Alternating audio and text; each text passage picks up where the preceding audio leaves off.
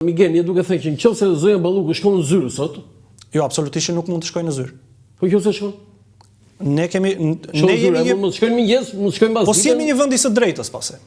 Nuk jemi një shtet i së drejtës dhe absolutisht jemi një vend ku në më të mirën e mundshme do të konsiderojë diktaturë, le të themi në më të keqen, ne jemi kapur tashmë nga një parti shtete e cila sigurisht kërkon të imponohet sistemit të së drejtës, shtetit të së drejtës me vendimarrjet e saj personale.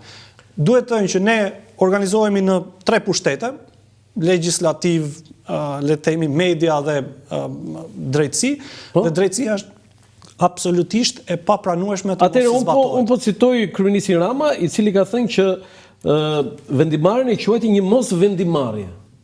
E para njëherë, nuk është një anomali procedurale, por një precedent që cënon drejt për drejt parimin e ndarjes së pushteteve.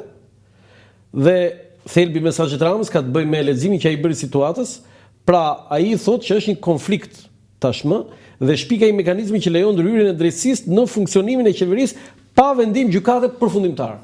I nderuar, unë jam në pozicionin e qytetarit, le të them, edhe aksionit të shoqërisë civile dhe le të themi unë do mundohem ta komentoj gjithë ngjarjen nga perspektiva e qytetarit. Dhe një gjë, Miguel, dhe një gjë. Sipas asaj që thotë Rama, nesër ky precedent i hap rrugë dhe mund të pezullohet kushdo, edhe presidenti i Republikës nga një prokuror i vetëm. Po absolutisht. E Rama. Shikoj, unë po e them edhe një herë. Mbase nga perspektiva e Ramës kjo është një dramë e madhe. Po nga perspektiva e një qytetari që të gjitha hallet edhe unë i zgjidh me gjykatën, nuk mendoj që askush në këtë shtet mund të jetë imunizuar nga prokurori dhe gjykatëri. Në këtë kuptim, Rama mund të mendojë që është i pari i vendit dhe nuk duhet që asnjë prokuror dhe asnjë gjyqtar t'i shkojë në përkëmbë. Nga ana tjetër, unë nuk mendoj që ka asnjë dramë të madhe, në qoftë se presidenti shkel ligjin, mund të pezullohet edhe nga një prokuror i vetëm. Ku qëndron problemi këtu? Unë si qytetar, kur kam një problem, një prokuror i vetëm, do të thonë merrte në pyetje presidentin. Po kjo ka ndodhur kudo. Kam përshtypjen në vende ku ka një lloj përpjekje për shtet ligjor. Kryeministri është duke na i paraqitur si një dramë të madhe që një gjyqtar ose një prokuror mund të shkarkojnë nga detyra një ministër. Nuk ka asnjë problem.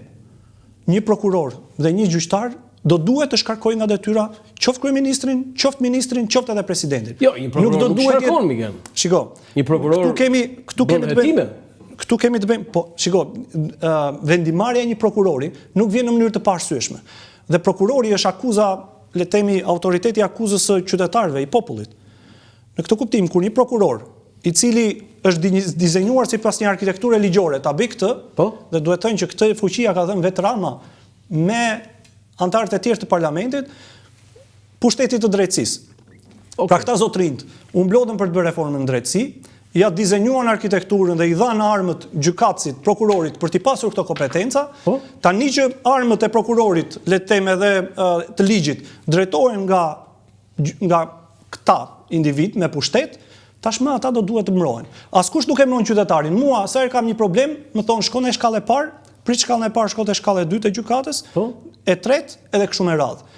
Nga ky rend nuk do duhet të jetë i përjashtuar askush me mbështetje politike. E kuptova. Tani ju lutem regjia foton e gjykatës, do kthehemi sërish te aspekti politik. Po marrim mirë vendim. Ky është trupa gjykuese e gjykatës kushtetuese. Janë 8 veta. Në fakt duhet të ishin 9. Do të ishin 9.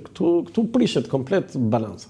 Shikoni, ka pasur ditë edhe më të këqija të gjykatës kushtetuese, ku ka pasur edhe më pak antar, po edhe ku ka qenë disfunksionale. Pra ka pasur në fillimet e aplikimit të drejtësisë, ne kemi pasur gjykatën kushtetuese pa quorum. Dhe le të themi qeverisja e Ramës ka qenë më problematike atëherë kur nuk kishte gjykatë kushtetuese fare.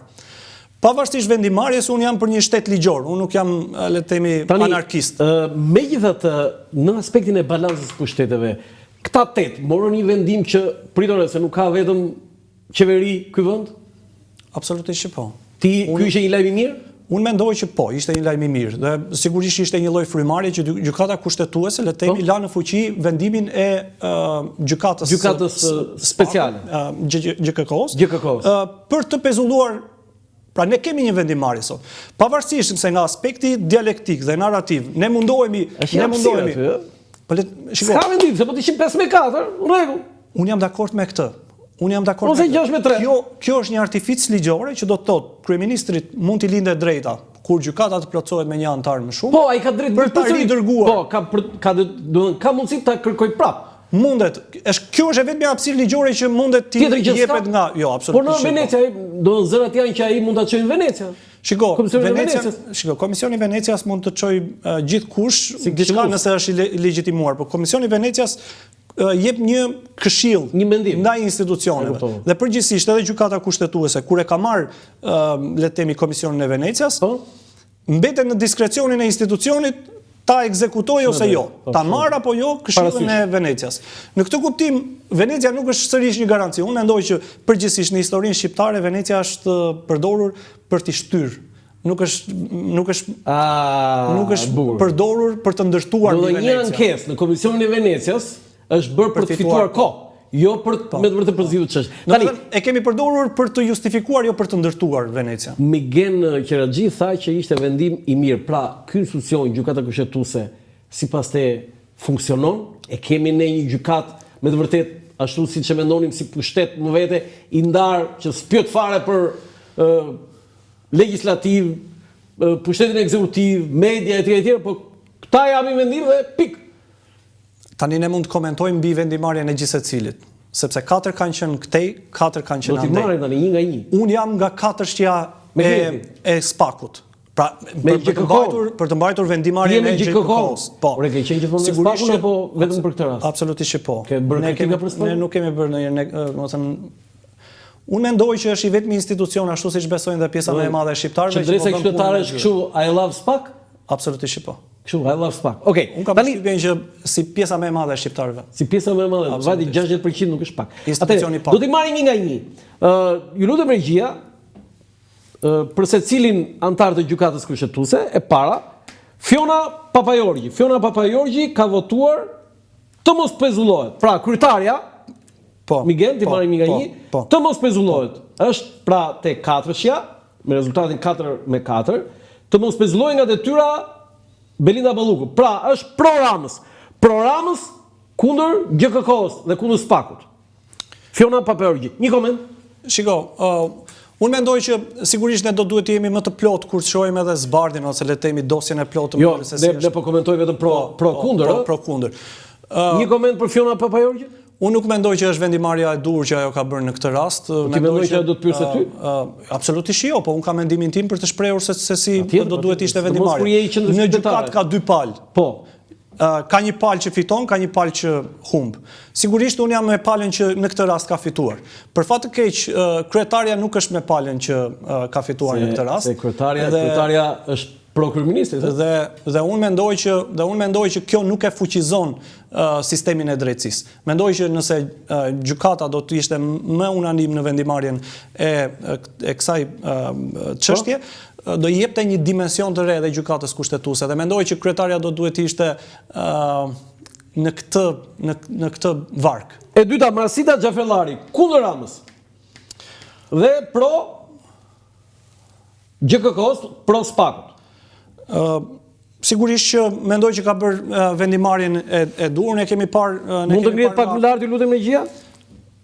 Duhet të thënë që kompozimi i gjykatës kushtetuese janë 3 antarë që vinë nga presidenti, që i zgjedh presidenti, janë 3 antarë që i zgjedh kuvendi, janë 3 antarë që i zgjedh gjykata e lartë. Duhet të kuptojmë që në mënyrën se si është dizenjuar arkitektura e gjykatës kushtetuese, përgjithsisht institucionet nuk mundet të bëhen pengesë për zgjedhjen e antarëve, por ka një këshill të emërimeve në drejtësi, që është KED-ja, e cila hap aplikimin për çdo kërkesë, i rankon ata sipas performancës së tyre dhe kritereve që ata kanë, dhe votohen.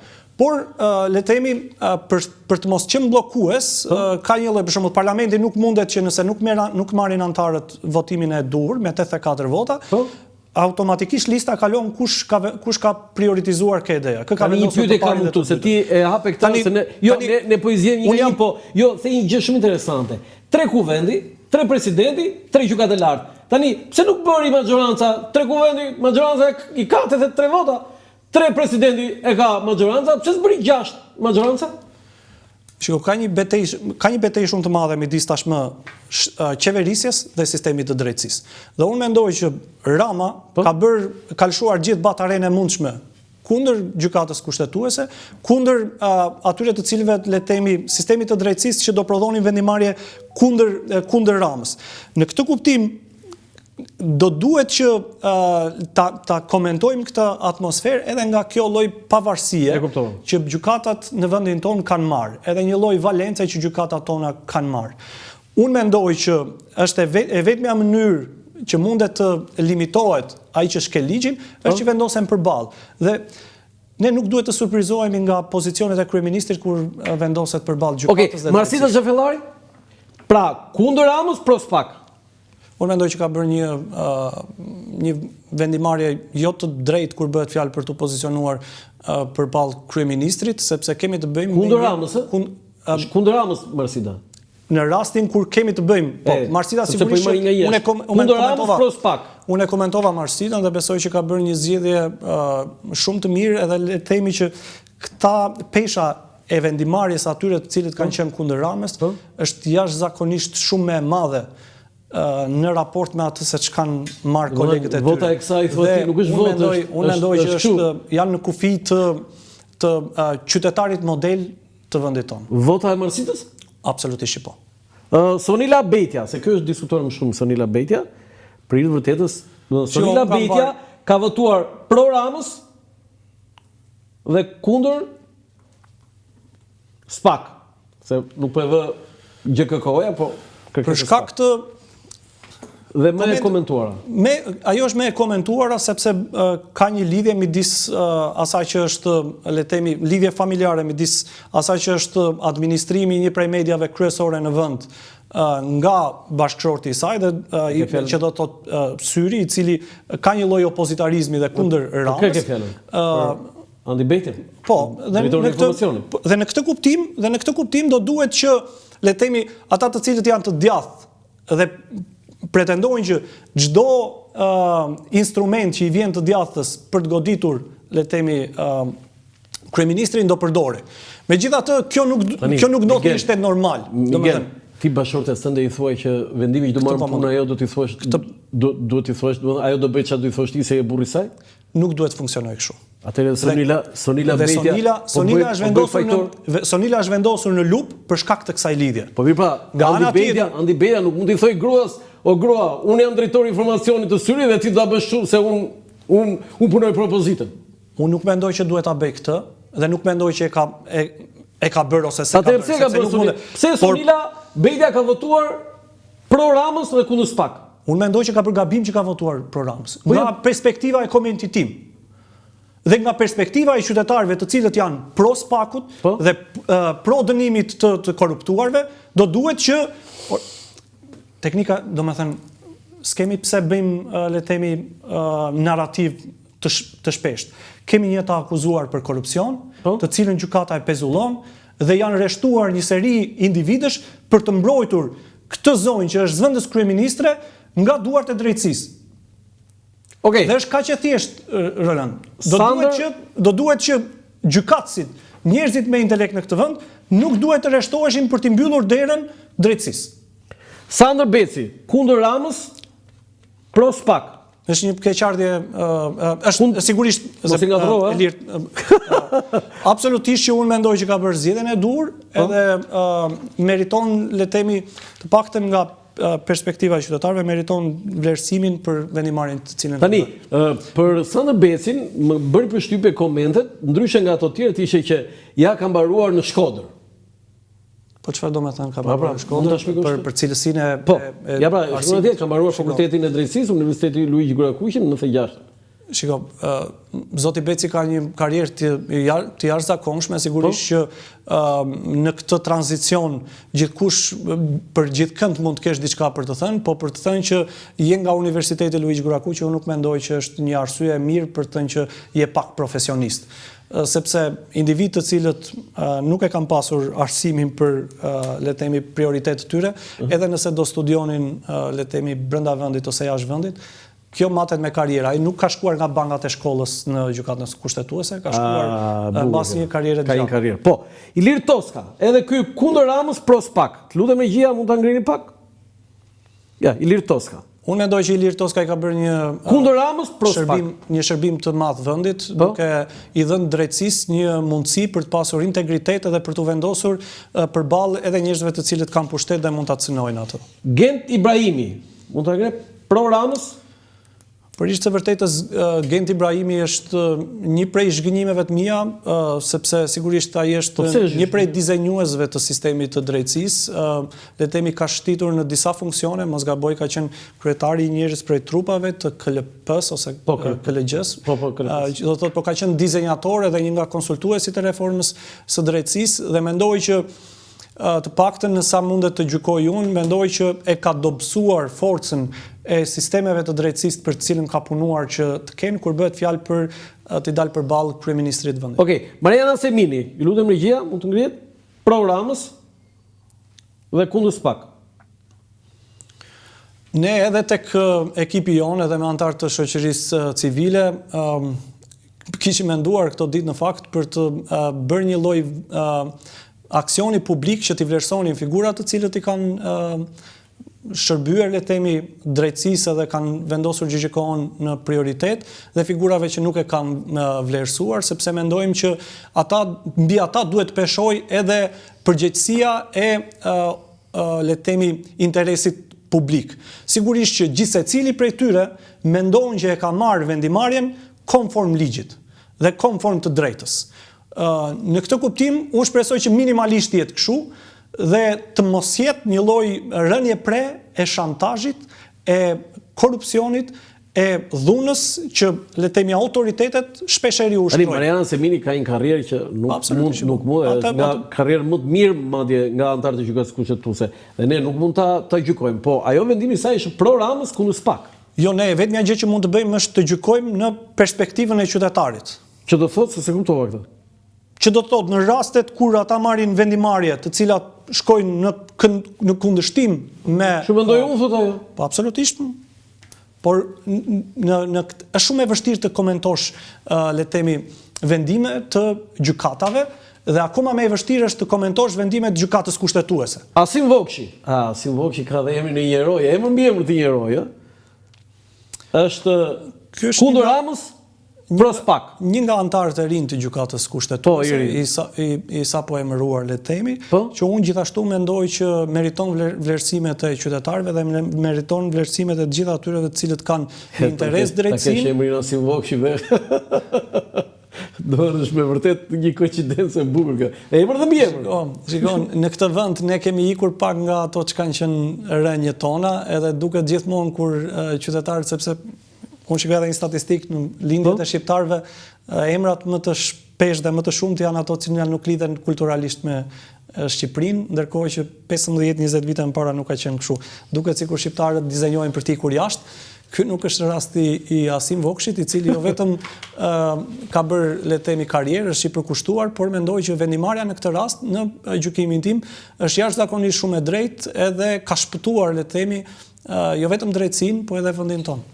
Tani, nëse nuk mund të gjykosh, po nëse njëri nga këta do kishte votuar ndryshe, peshorja do kishte arnuar nga njëra nga anë. Nëse njëri nga ata të cilët nuk ka votuar pro Ramës do votonte pro Ramës, sigurisht që Rama do ishte shumë i fortë sot dhe i armatosur me gjithçka për t'i dalë SPAK-ut përballë, por edhe për të le të themi për të shmangur vendimarrjen që duhet të marrë parlamenti me kërkesën e re të SPAK-ut për heqjen e imunitetit të... Tani, 4 veta, 4 gjykatës kushtetuese i bëre herojnë tek qytetarëve ti. Kështu the, Unë mendoj që po. Herojnë tek qytetarëve. Absolutisht që po. Tani, këta 4 që kanë votuar pro Ramës, Mariana Semini, Gent Ibrahimi, Sonila Bejta, Fiona Papajorqi, nga kush je zgënjur ti? Shiko, unë nuk absolutisht nga të gjithë. Nga të 4? Po jo, nga një që më shumë, them. Absolutisht që po. Nga kës prisje ti? Unë nuk dua të bie, unë nuk e preferoj këtë, duket sikur çoj gjuhë rejtje më shumë te dikush dhe tek jo. Sigurisht që Ani a jete qendresa e qytetarit apo a jete qendresa Shiko, absolutisht që po. Te qendresa fshatare. Po në këtë rast ata kanë marrë, po dhe qendresa fshatare do duhet të ishte e respektuar njësoj, kam përshtypjen,